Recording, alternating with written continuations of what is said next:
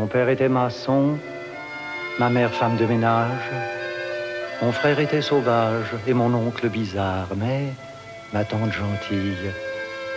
Et les autres parents, soit drôles, soit alcooliques, apatrides ou bretons. Et quant aux arabiques, je ne les connus point, ou trop tard, par hasard, mais il n'était plus temps de me faire des racines. À Paris, dans chaque faubourg,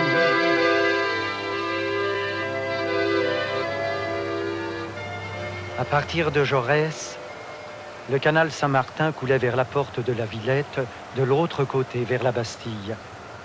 Il glissait devant l'hôtel du Nord, bordé de jolis jardins comme des décors de théâtre.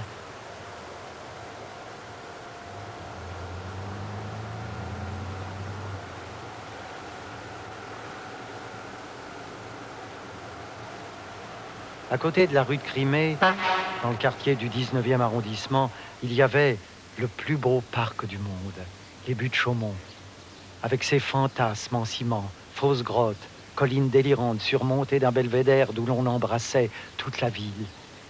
Et le pont des suicidés, d'où, paraît-il, les amoureux déçus venaient se jeter. Mais l'endroit le plus fascinant du quartier, c'était un immense terrain vague qu'on appelait les Folles Buttes. On n'avait pas beaucoup d'argent. On n'en avait même pas du tout. À l'époque, c'était le bon temps, on changeait de logis souvent. Pas entassé à art de bricole dans une lourde voiture à bras et on filait vers d'autres toits, heureux de vivre l'aventure.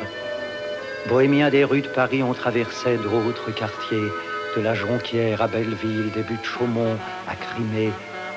Et l'on échouait, ici ou là, dans des boyaux grouillants de pauvres. Couleur de veuve et mine grise, on traînait toujours avec nous la très digne Madame Lamouise. J'aimais les marchés, rue de Secrétan, rue de Meaux.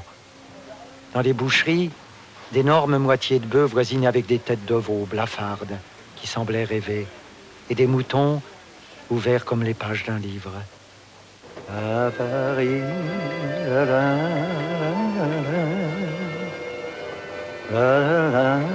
j'ai été un peu tout, un peu chômeur, un peu charmeur, un peu chanteur, un peu diseur, un peu acteur, un peu gentil, un peu salaud, un peu artiste.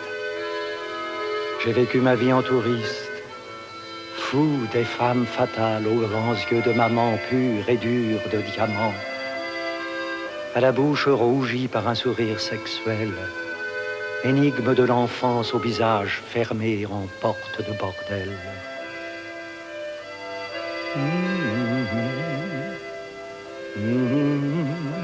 Poussière du Sahara d'étoiles. Au vent du hasard dans mes voiles, j'ai au creux des vagues humaines presque fait le tour de moi-même enfin. J'arrive en fin de vie, goûtant toujours joie et soucis, rêvant entre deux draps de nuit à la vie, la belle embellie, à la jeunesse desséchée qui sourit le temps d'un soupir sur le miroir des souvenirs et à tous mes amis partis. Ce sont mes dernières vacances. J'ai déjà 60 ans d'enfance.